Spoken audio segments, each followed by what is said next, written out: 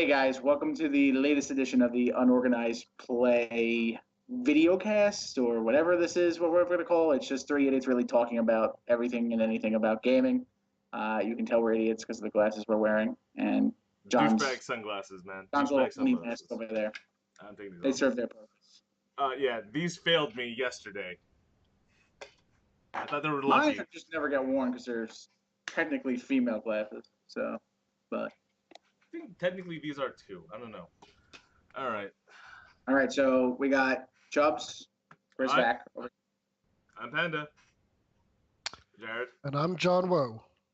Alrighty, and we're here to talk a little bit more about tournaments. I know the last episode, hopefully, the episode that was recorded comes out before this, but it's in the hands of another one of our members, so who knows how it's going to come out. But there was a previous recording of a tournament discussion regarding, how each of the people see tournaments and everything like that. But we're going to talk a little bit more about various things in tournaments, but specifically about negative stuff, because Jared had a very negative experience yesterday, in fact. Shut up. No. My misery I heard is he got worth his it. ish pushed in, but that's just me. I got everything pushed in. Okay. Alrighty, so we got a few talking points, and again, just not really organized. Well, let's start off from where we had last off. So, John, me and John and the other one, when we last discussed, what type of how we approach tournaments. So, John, how do you say you? No, don't repeat everything we just said in another podcast. That's gonna Alright. just take. Between me and John, apparently we're the more casual type of players. I disagree that John's a casual player. My mindset usually is never like just to win. I find tournaments to be really grindy. In that case, it's exhausting. So I've never had that competitive, like, I want to win this. With most tournaments, I'm usually like, all right, the rest of the group is going, I'm going too. And we realized between the three of us, we all said similar things. So, Chubbs, I know you're competitive. So what is your mindset when you go to tournaments? First, I just want to say that all you are sheep. And just because one person said you were casual, no one wanted to step up and be the man and being like, yeah, no, I want to fucking win. So that'll be me for now. So I'll tell you guys that, anytime I go to a tournament or any kind of competitive game for anything, I want to win. It's, the number one goal. Obviously, there's reasons why we game. And, that's kind of stuff we've talked about where it's like the people you meet, just the idea of traveling to wherever you're going is just something that excites me. But when it comes down to playing the games and playing the tournaments, it's like, if I go 3-3 on the day, it's like that's a bad day for me. It's like, okay, I didn't do too good. I feel bad about it. But, if I go 5-1, then okay, that's a good day. So that's always what I want to go for. It's like anytime I go to a tournament, I'm competitive to the point where I want to at least make the cut, if there is a cut. However it runs or whatever like that. But if I don't, it's a failure for the day. But you can still always salvage the day with, random prizes from like raffles, or if like the participation prizes are good, or if you're seeing somebody you haven't seen in forever, then then that's worth the trip as it is. But end of the day, you got to win the game. Just make sure you're winning in a fair way. That's, I gotta stress that is. There's cutthroat and there's cutthroat. Yeah, there's cutthroat, and then there's just Well, let's see. I guess go look Literal at John's cutthroat. little icon here with the samurai mask. It's like there's a code of honor. It's like, you want to win, and you don't want to be the guy who's like, yeah, well, I just snuck in an extra card and drew it. No, it's like win with the honorable way. Don't like rules lawyer your way into it. Don't be like, oh, you kind of like just pushed your deck over. Call a judge because he made a mess of the board state when you can just easily just pick up your deck and stack it back together or whatever. Or if someone accidentally looks at the top card because it flips over, get them DQ'd. No, that's stupid. That's just I'm trying to win despite my honor. I'm very honorable in anything I'm playing. Like when an example of at a tournament yesterday, we were playing a Game of Thrones tournament. It was the very first round, and it was a very close match that I was in. Time got called, and I looking at my opponent's board state and looking at mine, it's like I could probably fend off and get something that FFG has called modified wins. or like I can get a modified loss instead, which it wouldn't give me any benefit, but it would make my opponent get less points and mess up his strength of schedule. And so it's like, just in honor, looking at this, it's like, okay, if this plays out and we keep going, he's going to eventually get to 15 for me, even if because the object of Game of Thrones is to get to 15 total points or total power, however you want to say it. So I knew if the game kept going past the time limit, he was going to beat me. So it's just like, to keep honor, I conceded. And that's just something that's important to me as much as competition. All right, so why we're having this particular podcast today is yesterday, four of the unorganized play group decided to play in a 50-man tournament for Game of Thrones. And we traveled to the city of Philadelphia, which I'm not a big fan of, but the store was awesome. Yeah, it was a great turnout. It was a great tournament, but it was one of the worst. I liked everyone there. I just had the worst time of it. I got one of the worst records with what I thought was a good deck. The only thing, it was just loss after loss. I ended up winning just one match to someone I was fairly confident wouldn't have won anyway. And my mindset just I was demoralized by the end of that tournament. I was just like, what the heck is wrong with me? I can't blame the deck because I've seen the deck in action. I was borrowing someone else's. And there's a lot of factors that probably made it to my loss, but I knew it was mostly my fault as the one running it. And me knowing that it was mostly my fault and probably my players that cost me games, it was not fun. It was demoralizing. I was able to laugh most of this off, but it was not fun. So we're gonna talk about just getting your stuff pushed in tournaments and anyone else's experience with similar mindsets. John, we're gonna talk about the negativity for sure, but we're gonna talk about it from a constructive standpoint. It's gonna just to give you an example. First bullet point, is just when Jared was saying, it's kind of nail on the head on what I was having. It's Jared had his shit pushed in, as he likes to say. He had a very defeated day, and he had a defeated emotional state at that point. So were there any lessons you can take from having an experience of defeat like this? Not specific to the game you were playing, obviously, but just in general. Is there any kind of lessons learned that, any kind of something positive and productive that can come out of having an experience like this? I just, after this experience, I realized a few things.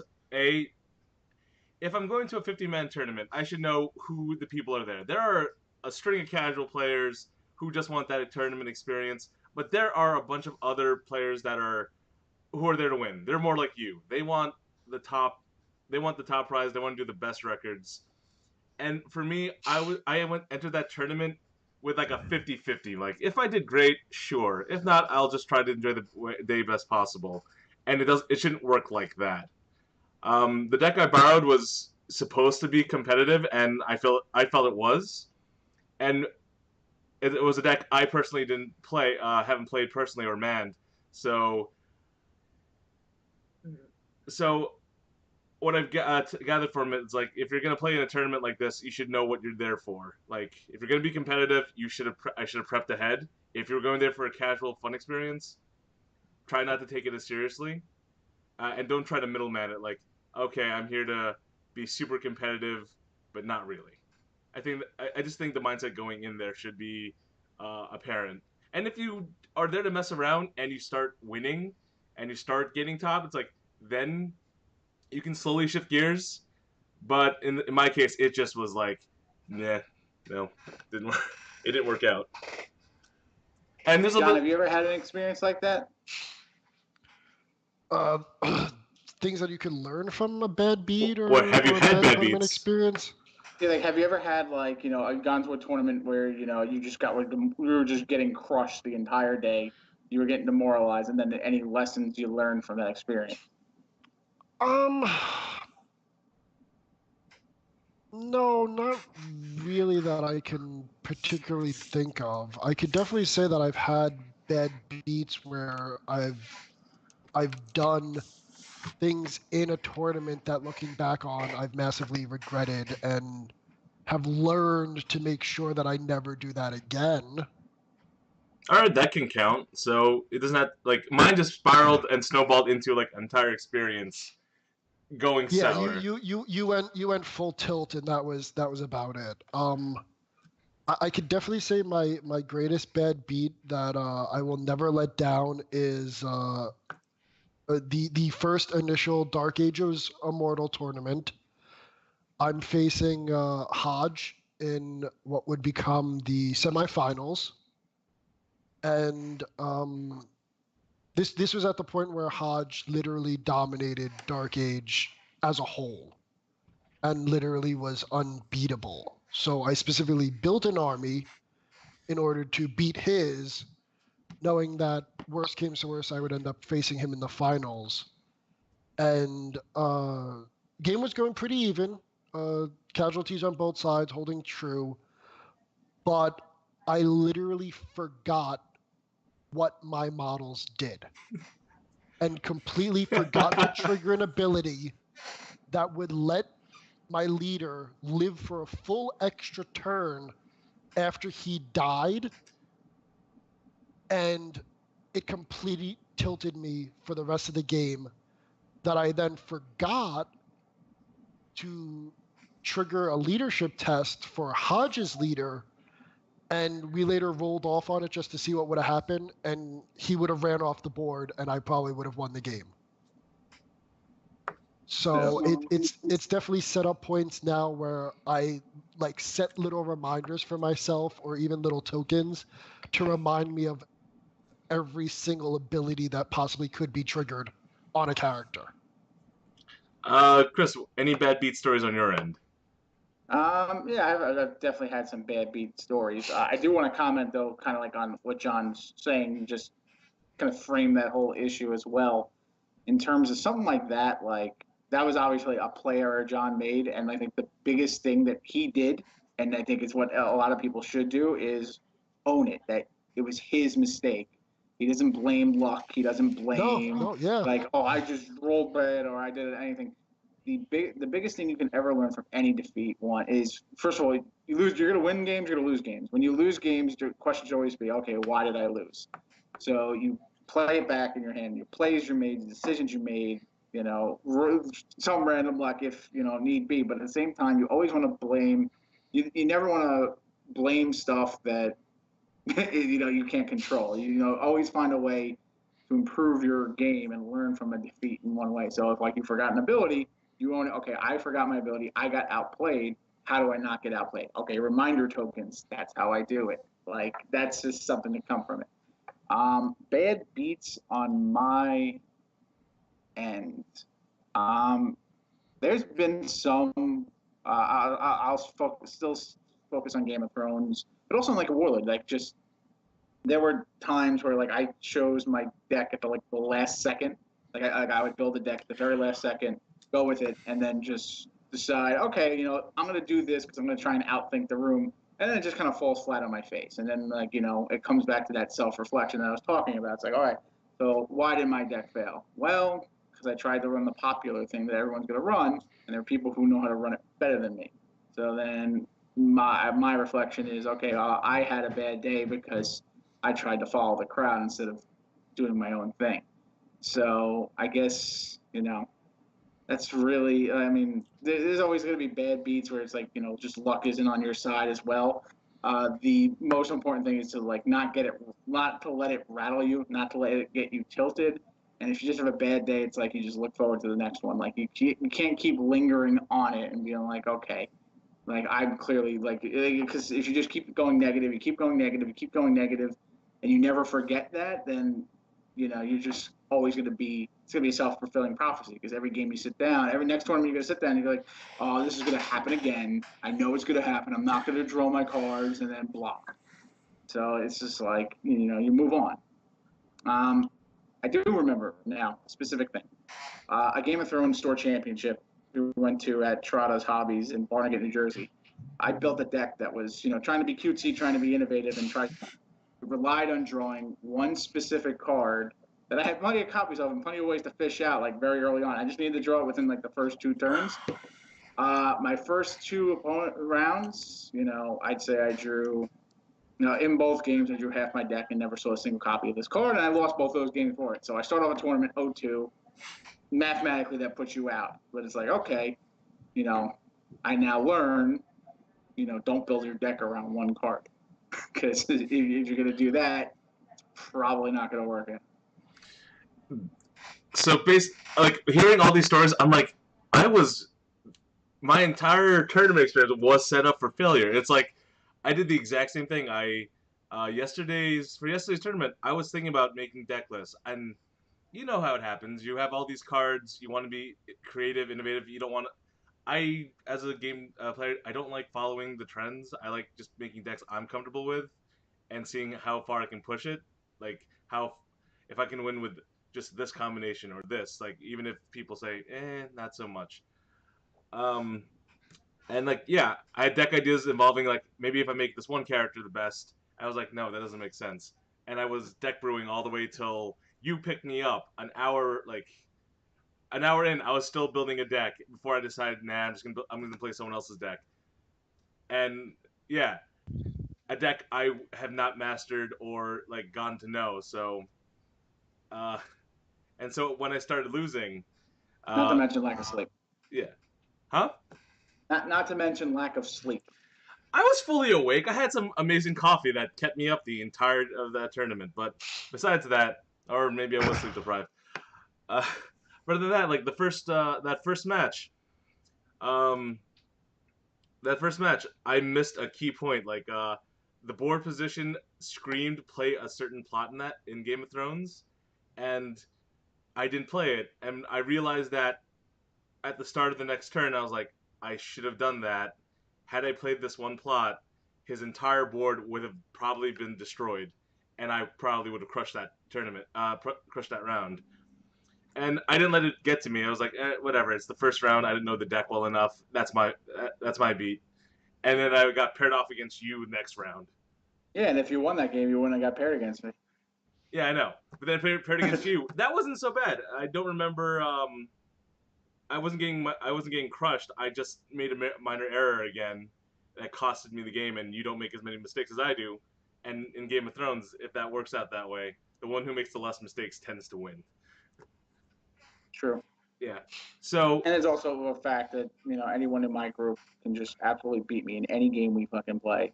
But all these randos, I can mop them up. But anytime I get paired up against someone I know, forget about it. Yeah. But as the tournament progressed, I won one game just because I just think the player's deck wasn't suited for the environment. Even he knew it. But then I made the same mistakes John did. I forgot what cards did. Part of me knew in the back of my head, I knew what this card did, forgot it when I actually made the play, and then it just demoralized me to the point where the last round was someone I don't think fully knew or understood the game or most of the mechanics, and I was like, and I still lost, and I'm like, I'm playing horribly. Thankfully, the tilt is real. The tilt was real.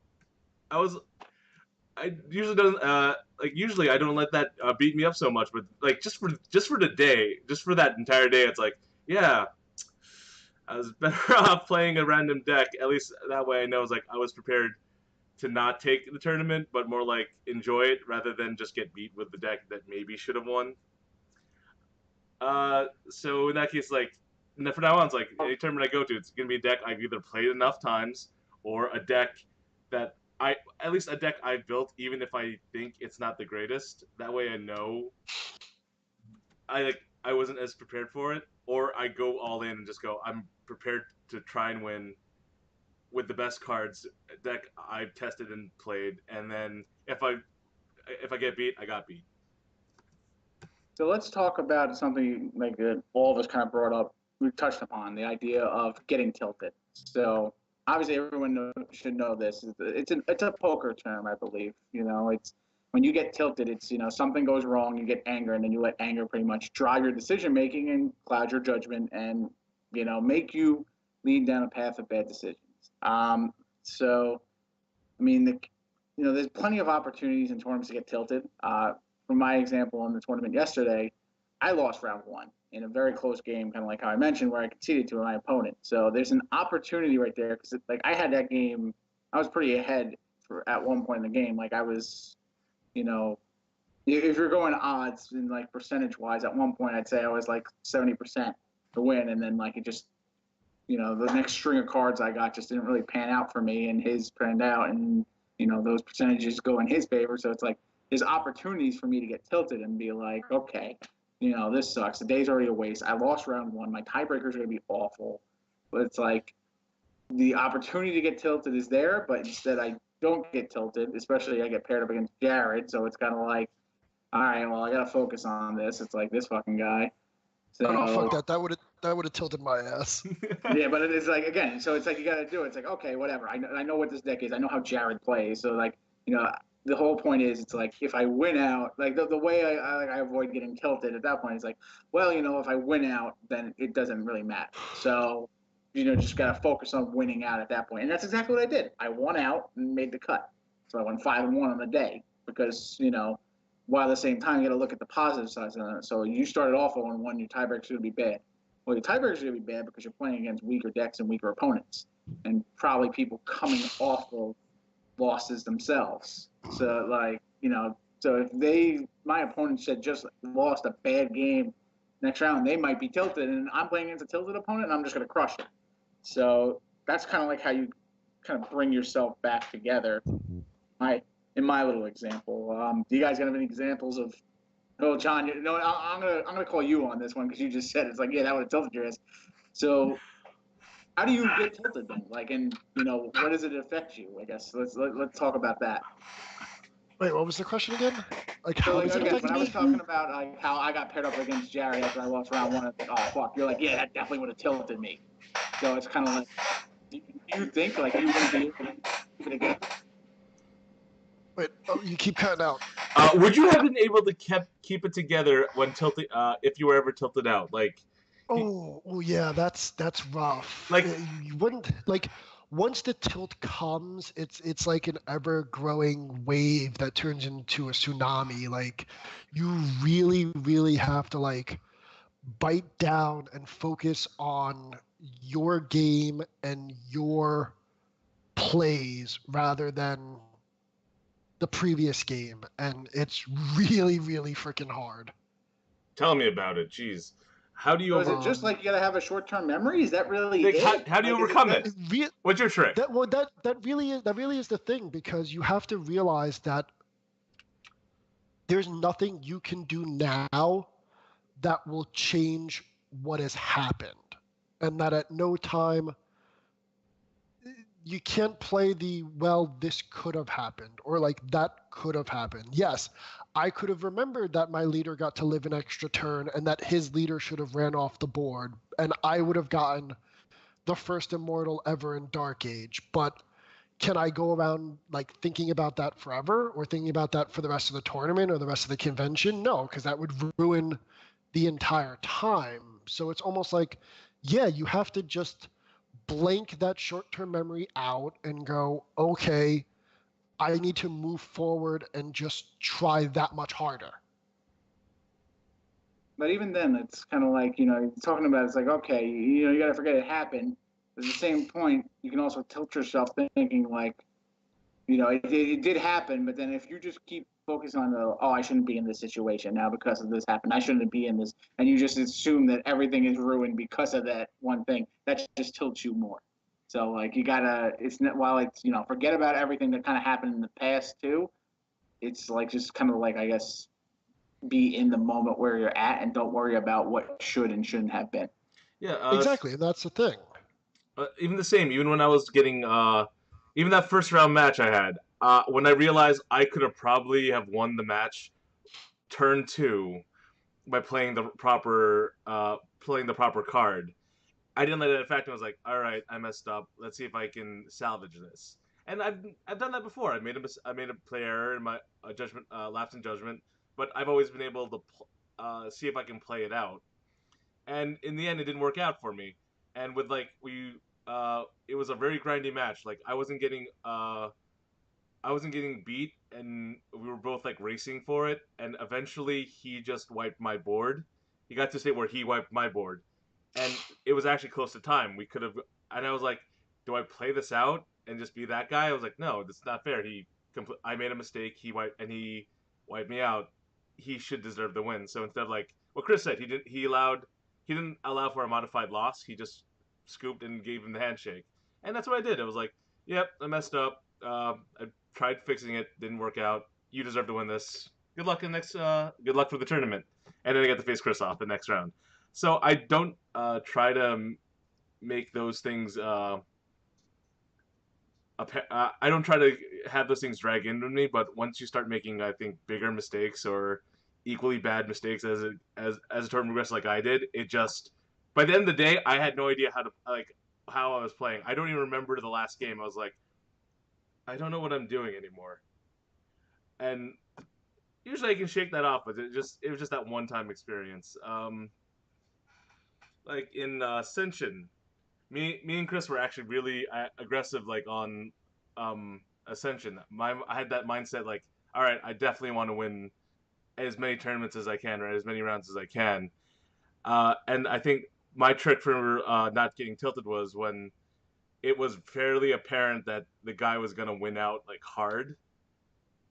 Just a scoop. Just like don't let it bother you. Just scoop it so you don't see how many the point total. Although I think they have to change that, right? Because you have to know. Yeah. You got to report a final score now, which is a different thing. It's not just a win or loss. It's a report a point total in Ascension. But like before, yeah, because if like there was a set where you can pretty much go off, like have a combo go off where you're drawing like 40 cards, you're playing 40 cards, and like it's literally you can take a 10-minute turn.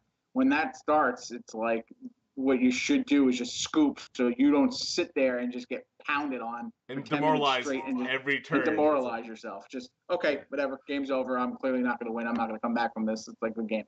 No, that used to be the old strategy. Yeah. And don't give them the satisfaction of pulling that off. But so in terms of that, again, like we're talking a lot about getting tilted and everything like that. But then, there's also two sides of these games where, you like whether we get tilted or we're the ones doing the tilting, there's always the opponent on the other side of the table. So, is there, if you have an opponent that you tilt, like do you try and do that to where it affects them in the long term, or do you only try and do it for the game and then calm them down at the end? What do you guys think about that? Ooh, that's a rough one because that's like that goes directly into like full psychological warfare to win a game. Well, I mean, a lot of these games are psychological. Like, there's always a psychological game, being played in top of the physical game. When someone's tilted, like the best example is when I full tilted Hodge on live stream. By the way, we were playing again. It's more recent because it's Game of Thrones, but in the first turn of that of the game we were playing, I crushed and demoralized him, not meaning to. Like I just kept removing good cards from his hand and then cleared the good cards he had on the field, leaving him with scraps. And for the rest of that, from that point onward, he was like done. And the fact that it was recorded for posterity just was like one of the final things that just itching him.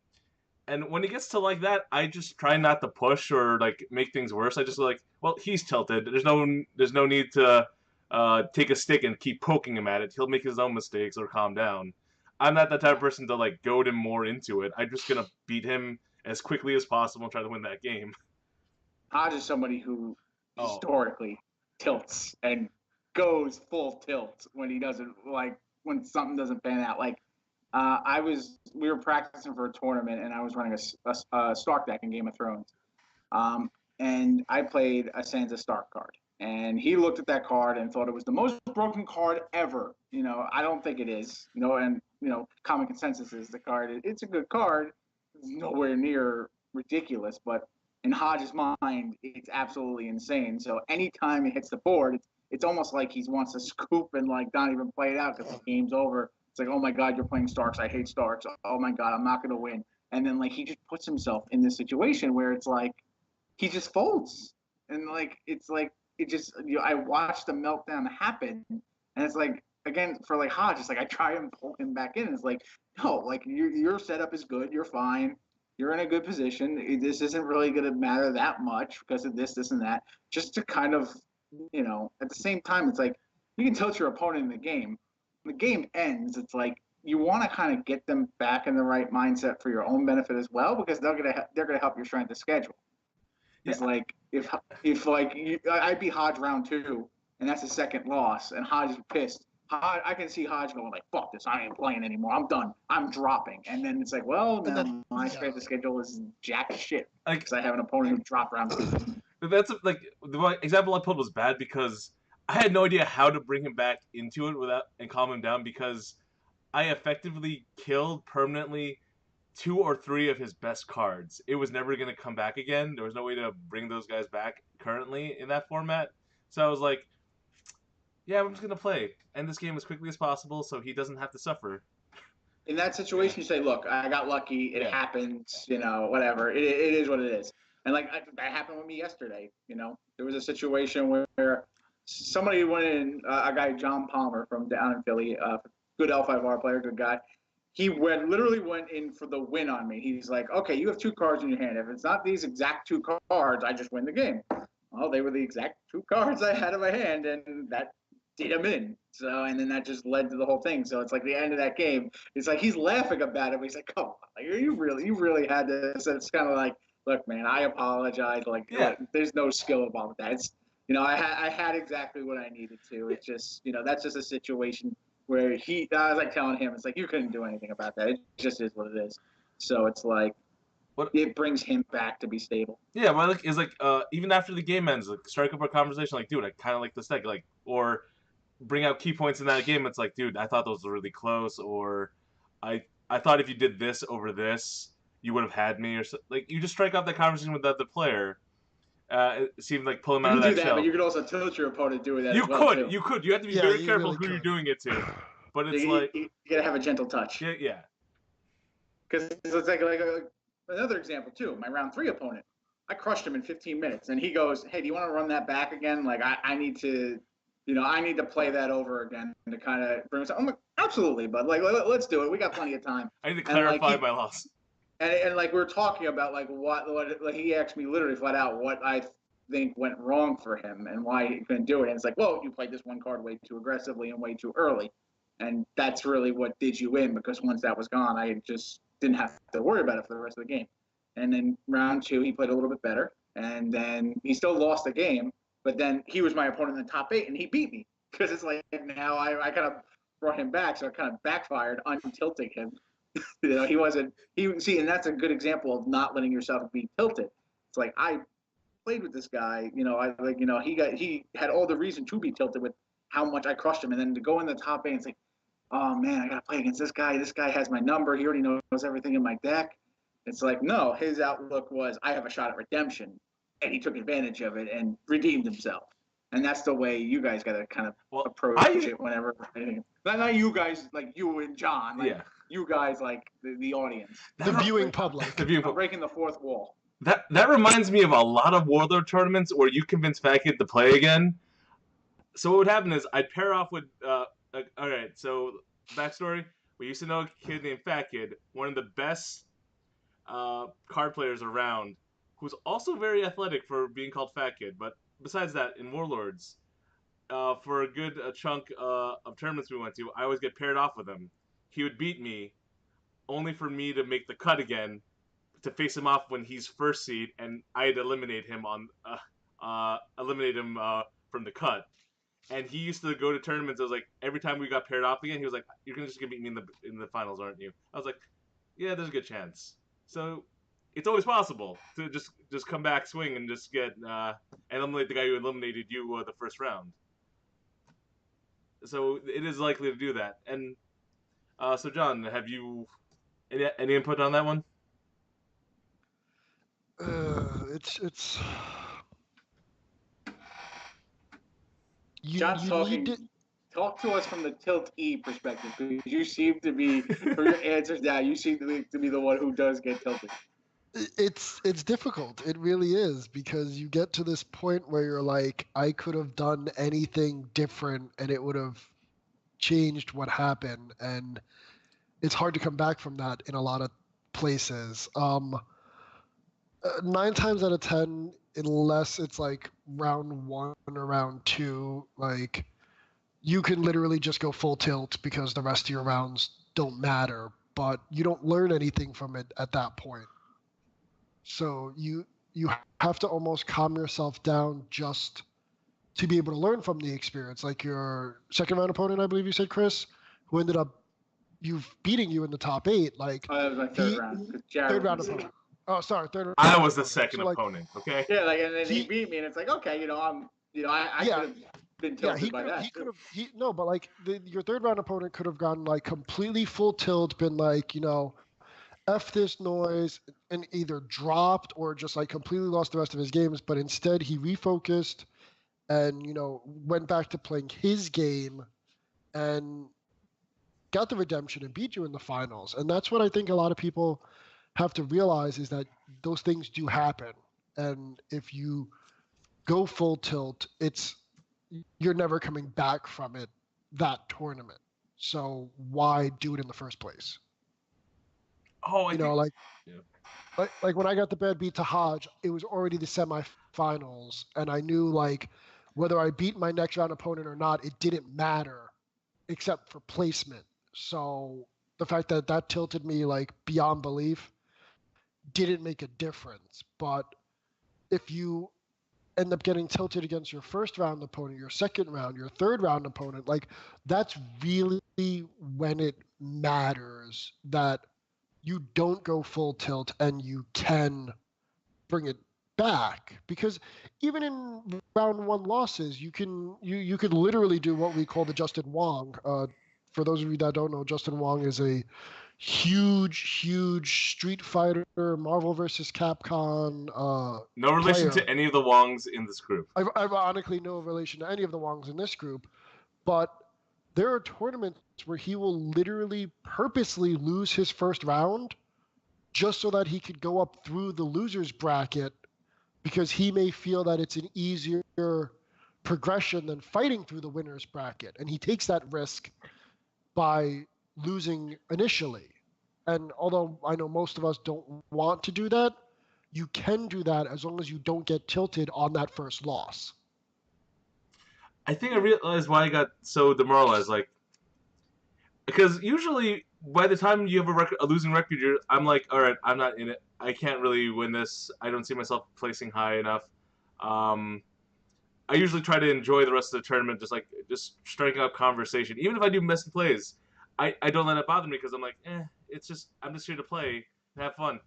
The reason why I felt so demoralized is because I was trying to be a good sport for fucking Chris here, because you were in the final round before cut, and I was because I was technically one of your opponents, I did not want my schedule to fuck with yours. That's the main reason. I appreciate that. I basically dropped that tournament a round before it, realized that you're still in it, and I'm like, God dang it, I have to go play again just because I don't want to fuck with your schedule. That was literally what you did. And luckily, I wasn't around to talk to you about this, because then it would have been collusion. But I took a walk to go get a bottle of water, and then I come back and found out, yeah, Jared dropped from the tournament and then undropped from the tournament. I was like, what? And he's like, yeah, he did it because he didn't want to mess with your strength of schedule. I'm like, all right, at least he got to the right conclusion without me telling him. Yeah, it's like, yeah, because thankfully Sweatpants was talking about how that works, and I was like, oh wait, Chris is still in it. So I want to be at least a decent sport and not screw up with a friend's tournament schedule just because I didn't feel like playing. But at that point, I was just already just wanting to calm down and just like recover. But I was forced back into a situation where it's like there's now unneeded pressure, because if I lose and he doesn't make cut, I'm gonna be like, well, that's technically my fault. Yeah, luckily, it didn't matter. I mean, I crushed my last round opponent. Yeah, pretty handily and fast, and then I walked over to you. You were losing to a guy reading a rule book, and I was like, "Don't worry, Jared, you don't have to win. I already won." He's like, "You're in?" I'm like, "Yeah, I'm in." And he's like, "God damn it!" I know. I was like, "God damn it! Why did you put me in this situation?" But yeah, that was. I didn't put you in anything, because otherwise that would have been collusion. Right. So yeah, but yeah, that was me trying to be a good sport about it. I was like, yeah, that wouldn't be fair for anyone. Like, no matter how tilted I wasn't going to affect anyone else's. I didn't want to affect anyone else in that tournament's chances just because I'm doing shitty or I'm feeling bad. So even if I have to go and endure this BS for the sake of someone else, I was like, yeah, sure, we'll do it.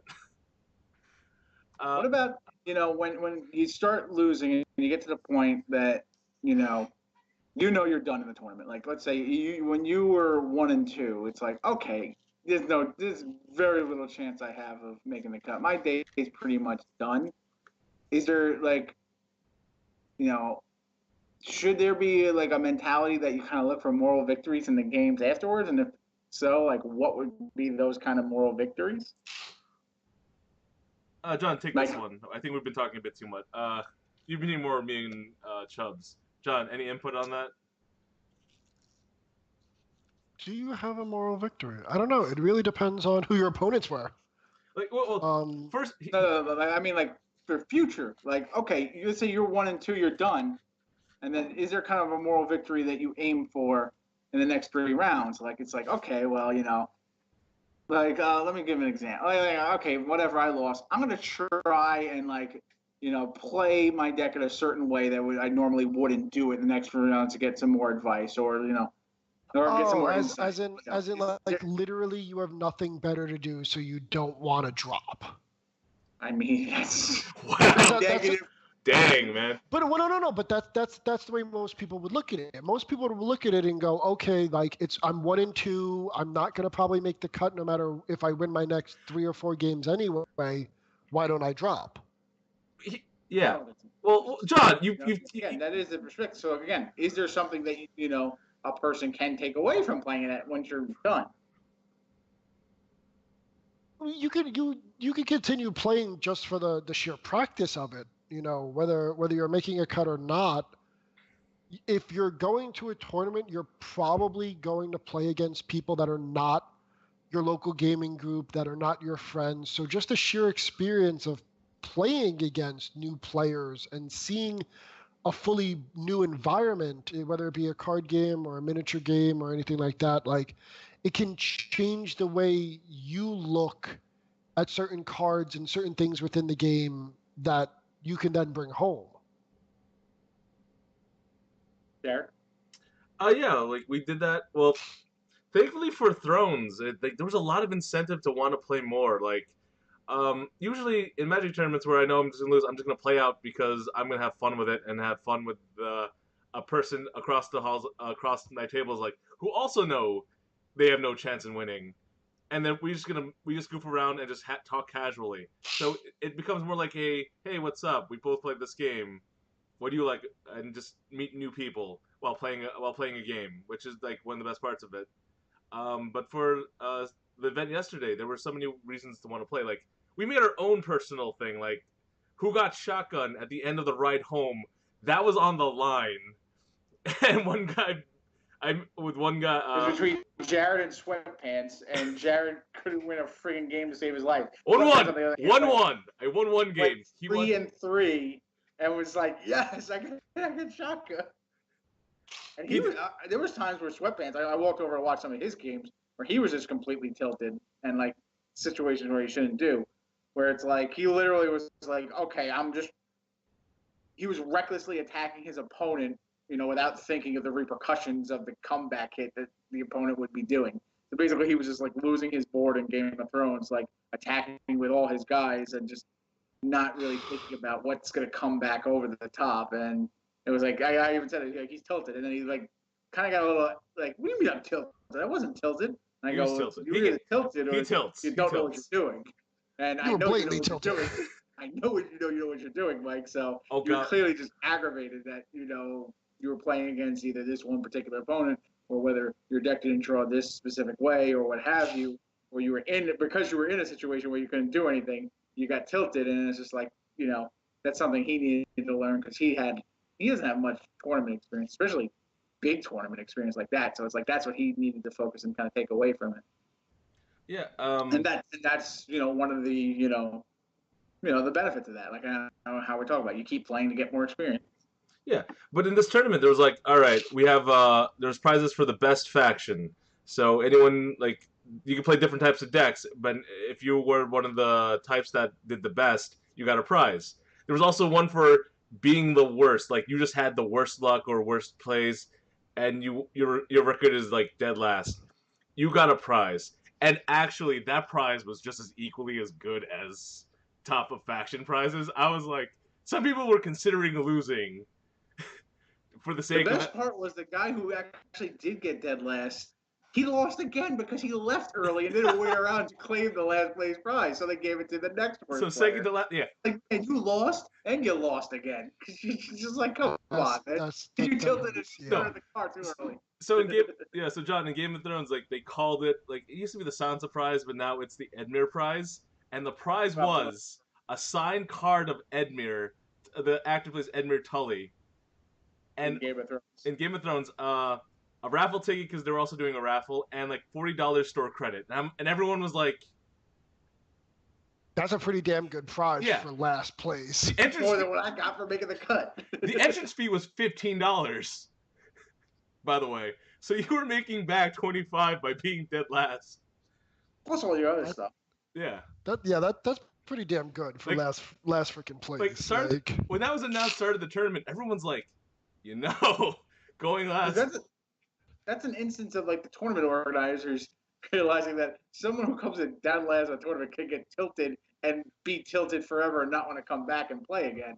So it's like, well, here's a consolation prize. You still walk away with a lot of good stuff, so you don't feel so bad. Yeah, and then also they always give a raffle. So at these big tournaments, like these organizers in particular, give you raffles. So everyone for entering, here's a raffle ticket for later. If you have a losing record, like I did, you get another raffle ticket, and then you can buy more on the spot. And then you bastard, like Chris won like 3 raffles in a row. I had 3 tickets. I hit all 3 tickets. Thank you. That's pretty good. If all you listeners at home just understand, if you're ever in a raffle with our group, don't even bother. Unorganized Play crushes the raffle, guaranteed. Like last time, better than the tournament. Our raffle performance is better than our tournament performance for sure. Like the last big tournament we had, we won like each person. Everybody won something. Well, I won multiple times before that, and that too. Yeah, like you, Wong, and me won at least 2 to 3 times. I won twice. You won maybe 2 or 3. We were getting booed. We were getting booed off the crowd, from the crowd. Oh, I got booed yesterday. That was fucking great. I loved it. Like my second win, it was like, yeah, crushing the raffle. And someone started booing a little bit, and then I was like, oh, come on, like throwing my hands up, and then all 60 people were just booing me. It was awesome. Oh, I was joining in. That was easy to say. It's easy to boo you. And then even I won like 2 of the raffles. And then Sweatpants, who had a phenomenal record, won shotgun rights. Didn't even win a raffle ticket. Win any of those raffles. But that was great though. I got booed for winning 2 in a row, and then a girl won a second time. She didn't announce that she won. She kind of just literally put her head down and like snuck up, handed the ticket, and tried to take a prize with nobody noticing. And I was like, oh, what the hell? No one's booing her? Come on, guys. Oh, best yet, I won the last raffle, so they gave me an extra promo card that everyone wanted. So I'm like, all right, this is me slowly gaining back winnings. It's like, all right, recovering from this bad loss. I won 2 raffles and an extra promo card. This is good.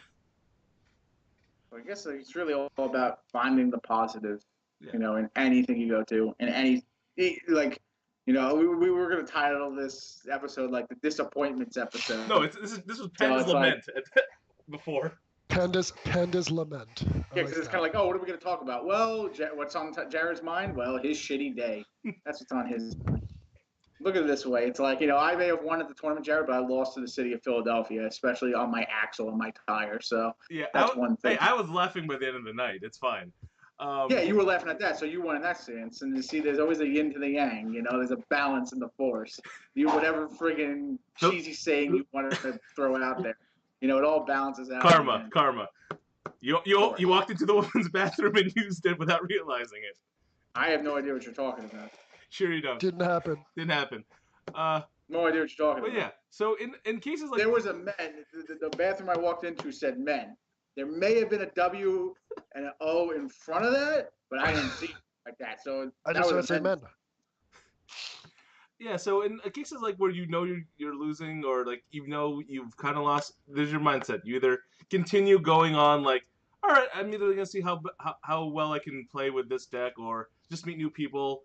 I've had many enjoyable games with people just like having fun with it. Like we both know we're losing. Hey, let's do this. I'm gonna, and then you just make jokes in between the rounds, or you can just drop and do something else. Like Magic. Magic is a good example. Magic has one of the most competitive types of tournaments you'll ever go to. Like everyone's on edge, judges, people playing. I've thankfully met a bunch of wonderful people playing this game, but when I'm losing, I either have two options: just play it out, and I've had fun doing that, or big tournaments have side events. Play the side events, and have fun, and just recover from there. So it's all up to decision of it's all up to you whether you want to play it or not. Just take that mindset, reset if you need to, but figure out what you're here for, I guess. And then just accept your losses and just go, yeah, I'm just going to do this instead. I think that's some good words of wisdom, and we're getting about to be that time. So, John, do you want to add any kind of closing thoughts or any kind of last word in that same vein? No, I think Jared covered it pretty well.